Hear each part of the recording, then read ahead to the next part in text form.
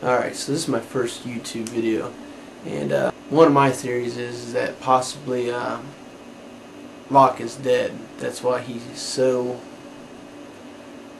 calm. He knows a lot more things. The way I'm going to do this video is I'm not going to start from the beginning, from season 1 or anything like that, because I just don't have the time, basically. I'm starting off from Fall of the Leader because that's when I decided to do it. I know it's third in line from the last episode since the final season finale. If I get a lot of views, I'll maybe do a couple episodes from 1, maybe 2 and 3 and 4, but we'll see how that goes.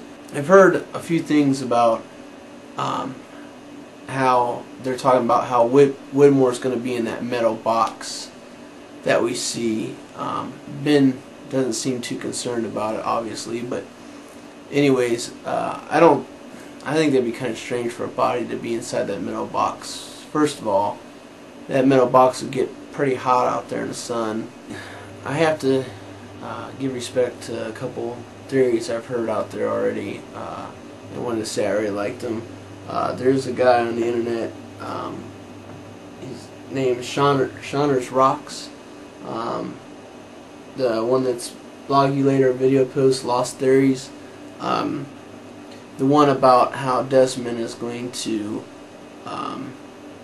actually come back in time and put the numbers into the computer and stop the Oceanic 815 from ever actually crashing onto the island. I thought was really cool. Jack and Kate crouched in the bushes, and you see Jack, he starts to get up and try to take care of business, but we know he can't do that because he would get killed also, most likely, but who knows. Then we see hippie kind of looking guy to me with the longer hair, ponytail, come up and hit Jack with his gun. Then we see Widmore, of course, comes up and kicks Jack, asking him who he is and all this stuff, takes him back to camp.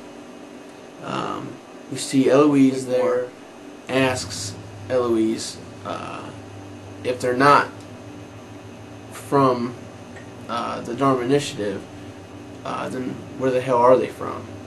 And I thought that was pretty cool. He says we have an errand to run.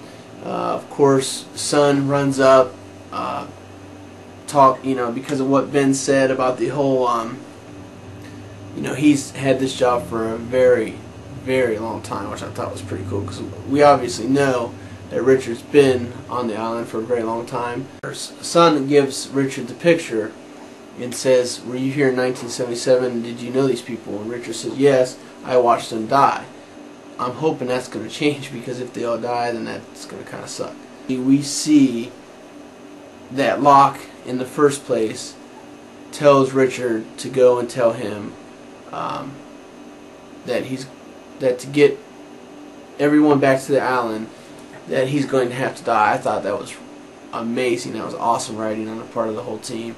I never would have thought they would have actually showed us that. I would have never. I don't think that's anything that anybody actually wanted to see, but I love that they threw that in. And I hope they do more of that kind of like stuff that you didn't think that you wanted to know. I hope they show some more of that, because that was pretty awesome that they did that. I almost forgot about the part where Kate and Jack is in the tent, and my favorite, well, I guess my second favorite part of this episode would probably be the part where Kate, hate Kate, okay, it was not all misery, and Jack has this look on his face, like it's almost like, "Oh, you naive Kate," where he says, "Enough of it was." I absolutely loved it. It seems like Jack's probably over Kate now, which I'm really happy for Jack, because fucking Kate, she's a whore, and I've never heard of too many people that liked Kate. And then, Eloise says, "Does he know what he's talking about?" And Kate says, "He thinks he does." And you can see how pissed off she is about what Jack said. And I just screw Kate. She can just go fucking jump off a cliff, and hopefully there's no water at the bottom. Okay, so the next thing we're seeing here is Sawyer's starting to get his ass kicked by Phil and Raczynski, and I haven't liked Raczynski. He was always seemed like a dick to me. You know, I mean, you know, he's always seemed maybe cocky. I don't know if that's the right word for it or not, but and the producer of the show on the, I don't know if any of you guys, well, I'm sure a few of you do, listen to the podcast, and Damon and Carlton said that, you know, there might be something that would change the way that we feel about Phil. And I don't, maybe when he hit Juliet across the face the way he did, that really pissed me off, and I want to see that fucker dead, okay? Guy comes out about the sub-manifest. They start talking about how Hugo Reyes, how they can't track him down. Phil says the fat guy, which was pretty funny, but still don't like Phil. So the next thing we see is, of course, Hurley stocking up on food. But anyways, they're getting ready to go into the woods and do all that stuff, and Dr. Chang shows up, and he needs more information. And I love it how Hurley always gets questioned about something, because just like Walt said, he said John told him that he'd be the easiest to break, and he is. It's pretty funny how he asked who's the president, and you know, and what year were you born, and Hurley says what, 1930 something.